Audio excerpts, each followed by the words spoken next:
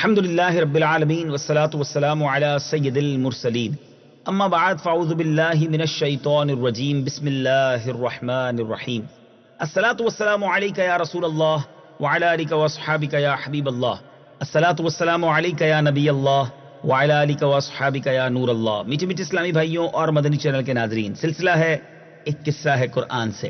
قرآن ہے میرا رہنما، قرآن شفا ہے، نور ہے قرآن، جلا دل کی میرا قرآن، رضا رب کی میرا قرآن، قرآن قرآن۔ آج قرآن پاک کا قصہ بھی سننا ہے اور اس قصے کے ذریعے بہت زبردست سبق بھی لینا ہے۔ بہت سے لوگ بہت لوگوں کا مذاق اڑاتے ہیں، دل آزاریاں کرتے ہیں۔ آج آئیے قرآن سے سیکھتے ہیں مذاق اڑانا کیسا۔ حضرت ثابت بن قیس رضی اللہ تعالیٰ عنہ کچھ اونچا سنتے تھے، اس لیے جب وہ مجلس میں حاضر ہوتے تو صحابہ انہیں آگے جگہ دے دیا کرتے تھے۔ ایک دن جب وہ دربار رسالت صلی اللہ تعالیٰ علیہ وسلم میں آئے تو مجلس پر ہو چکی تھی، لیکن وہ لوگوں کو ہٹاتے ہوئے نبی پاک علیہ الصلوۃ والسلام کے قریب پہنچ گئے، مگر پھر بھی ایک آدمی ان کے اور نبی پاک کے درمیان رہ گیا۔ حضرت ثابت بن قیس نے ان کو بھی ہٹانا چاہا، لیکن وہ شخص اپنی جگہ سے بالکل نہیں ہٹا۔ تو حضرت ثابت بن قیس رضی اللہ تعالیٰ عنہ نے غصے میں بھر کر پوچھا کہ تم کون ہو؟ تو شخص نے کہا میں فلاں آدمی ہوں۔ سن کر حضرت ثابت بن قیس رضی اللہ تعالیٰ عنہ نے حقارت کے لہجے میں کہا اچھا تو فلانی عورت کا لڑکا ہے؟ یہ سن کر اس شخص نے شرمندہ ہو کر سر جھکا لیا، اس کو بڑی تکلیف ہوئی۔ حضرت ضحاک سے منقول ہے کہ قبیلہ بنی تمیم کے کچھ لوگ بہترین پوشاک پہن کر بصورت وفد پیارے آقا علیہ الصلوۃ والسلام کی بارگاہ میں آئے۔ جب ان لوگوں نے اصحاب صفہ کے غریب و مفلس مسلمانوں کو فرسودہ حال دیکھا تو ان کا مذاق اڑانے لگے کہ حضرت انس رضی اللہ تعالیٰ عنہ نے فرمایا کہ حضرت عائشہ رضی اللہ تعالیٰ عنہا نے حضرت ام المومنین بی بی صفیہ رضی اللہ تعالیٰ عنہا کو ایک دن یہودیہ کہہ دیا تھا، جس سے ان کو بہت رنج و صدمہ ہوا۔ جب نبی پاک علیہ الصلوۃ والسلام کو معلوم ہوا تو حضرت بی بی عائشہ رضی اللہ تعالیٰ عنہا پر وہ بہت زیادہ انہوں نے ناراضگی کا اظہار فرمایا اور حضرت بی بی صفیہ کی دل جوئی کے لیے فرمایا تم ایک نبی یعنی حضرت ہارون علیہ الصلوۃ والسلام کی اولاد میں ہو، اور تمہارے چچاؤں میں بھی ایک نبی حضرت موسیٰ علیہ السلام ہیں، اور تم ایک نبی کی بیوی بھی ہو یعنی میری زوجہ ہو۔ اس موقع پر ان آیات کا نزول ہوا۔ بہرحال وہ آیات کون سی ہیں آئیے سنتے ہیں۔ يا أيها الذين آمنوا لا يسخر قوم من قوم عسى أن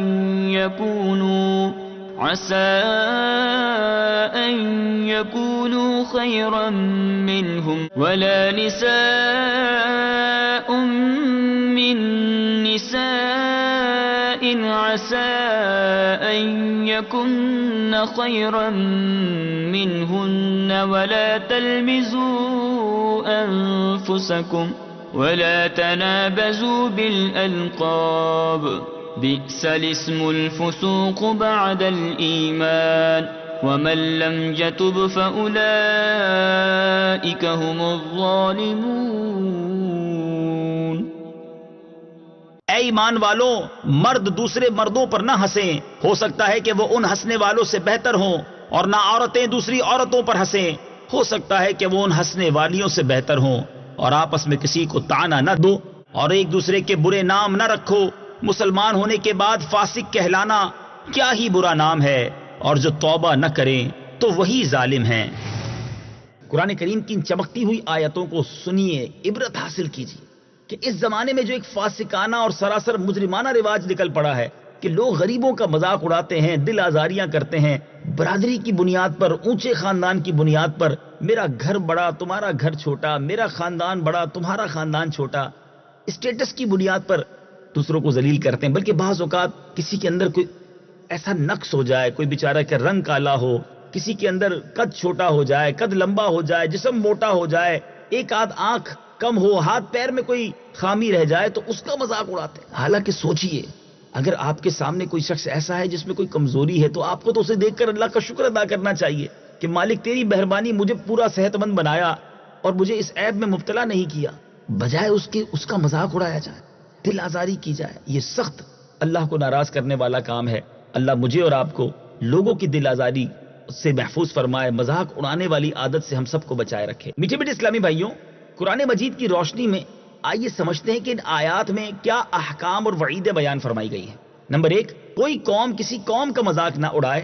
ہو سکتا ہے کہ جن کا مذاق اڑا رہے ہیں وہ مذاق اڑانے والوں سے دنیا اور آخرت میں بہتر ہوں۔ نمبر 2، مسلمانوں کے لیے جائز نہیں کہ ایک دوسرے پر طعنہ زنی کریں۔ نمبر 3، مسلمانوں پر حرام ہے کہ ایک دوسرے کے لیے برے برے نام رکھیں۔ نمبر 4، جو ایسا کرے وہ مسلمان ہو کر فاسق ہے۔ نمبر 5، اور جو اپنی حرکتوں سے توبہ نہ کرے وہ ظالم ہے۔ حضرت ابن عباس رضی اللہ تعالی عنہما نے فرمایا، اگر کوئی گناہگار مسلمان اپنے گناہ سے توبہ کر لے تو توبہ کے بعد اس کو اس گناہ سے آر دلانا بھی اسی ممانعت میں شامل ہے۔ اسی طرح کسی مسلمان کو کتا، گدھا، معاذ اللہ سور کہہ دینا بھی ممنوع ہے، یا کسی مسلمان کو ایسے نام یا لقب سے یاد کرنا جس میں اس کی برائی ظاہر ہوتی ہو یا اسے ناگوار ہوتا ہو، یہ ساری صورتیں بھی اسی ممانعت میں شامل ہیں۔ حضرت عبداللہ ابن مسعود رضی اللہ تعالیٰ عنہ نے فرمایا، اگر میں کسی کو حقیر سمجھ کر اس کا مذاق بناؤں تو مجھے ڈر لگتا ہے کہ کہیں اللہ تبارک و تعالیٰ مجھے کتا نہ بنا دے۔ یہاں وہ لوگ درس سے عبرت حاصل کریں جو مذاق اڑاتے ہیں، خدا را ایسا نہ کریں، کہیں ایسا نہ ہو آج کسی کا مذاق اڑا رہے ہیں کل آپ کا مذاق اڑایا جائے۔ میٹھے میٹھے اسلامی بھائیو، اپنے موضوع کو ایک اور طرف لیے چلتے ہیں۔ آج ایک ایسی دھات کے بارے میں جانتے ہیں جو آسمان سے اتری ہے، میں اور آپ اس کا بہت استعمال کرتے ہیں، ہمارے گھر، ہماری بہت ساری چیزیں اس کے بغیر بن نہیں سکتی۔ وہ کون سی دھات ہے؟ قرآن مجید میں پہلے سنتے ہیں۔ بالقسط وأنزلنا الحديد فيه بأس شديد ومنافع للناس، اور ہم نے لوہا اتارا، اس میں سخت لڑائی کا سامان ہے اور لوگوں کے لیے فائدے ہیں۔ جی میرے میٹھے اسلامی بھائیوں، حضرت عبداللہ ابن عباس رضی اللہ تعالی عنہ سے مروی ہے کہ جب حضرت آدم علیہ السلام جنت سے روئے زمین پر تشریف لائے تو لوہے کے 5 اوزار اپنے ساتھ لائے، ہتھوڑا، نہائی، سنسی، ریتی اور سوئی۔ اور دوسری روایت ہے کہ انہی یعنی حضرت عبداللہ ابن عباس رضی اللہ تعالیٰ سے یہ روایت مروی ہے کہ حضرت آدم علیہ السلام کے ساتھ 3 چیزیں زمین پر نازل ہوئیں، حجر اسود، عصائے موسوی اور لوہا۔ حضرت عبداللہ ابن عمر رضی اللہ تعالیٰ عنہ سے روایت ہے کہ انہوں نے کہا کہ نبی پاک علیہ السلام نے فرمایا 4 برکت والی چیزیں اللہ تعالیٰ نے آسمان سے نازل فرمائی ہیں، لوہا، آگ، پانی اور نمک۔ سبحان اللہ۔ حضرت عبداللہ ابن عباس رضی اللہ تعالیٰ عنہما کی روایت میں ہے کہ لوہا جنت سے زمین پر آیا۔ حضرت عبداللہ ابن عمر کی روایت میں یہ بھی ہے کہ لوہا آسمان سے نازل ہوا۔ ان دونوں روایتوں میں کوئی خاص تعارض نہیں ہے، جی ہاں، اس لیے کہ جنت آسمانوں کے اوپر ہی ہے۔ لوہا جب جنت سے اترا تو آسمان سے ہی زمین پر اترا۔ لوہا ایک ایسی دھات ہے کہ ہر صنعت کے آلات اس سے بنتے ہیں، ہر قسم کے آلات جنگ بھی اسی سے تیار ہوتے ہیں۔ انسانوں کی ضروریات کے ہزاروں سامان ایسے ہیں جو بغیر لوہے کے تیار ہی نہیں ہو سکتے۔ اس لیے قرآن مجید میں فرمایا گیا وَمَنَافِعُ لِلنَّاسِ کہ اس لوہے میں لوگوں کے لیے بے شمار فوائد و منافع ہیں۔ بہرحال لوہا اللہ تبارک و تعالیٰ کی نعمتوں میں سے ایک بہت بڑی نعمت ہے، لہٰذا لوہے کا ہر سامان دیکھ کر اللہ تبارک و تعالیٰ کی اس نعمت کا شکر بھی ادا کرنا چاہیے۔ کیا بات ہے میرے رب کی نعمتوں کی، جبھی تو قرآن ہی کہتا ہے فَبِأَيِّ آلَاءِ رَبِّكُمَا تُكَذِّبَانِ۔ مدنی چینل دیکھتے رہیے، انشاءاللہ اگلے سلسلے میں ایک اور قرآنی قصہ، ایک اور قرآنی معلومات لے کر حاضر ہوں گے۔ صلو علی الحبیب صلی اللہ تعالی علی محمد صلی اللہ علیہ وسلم۔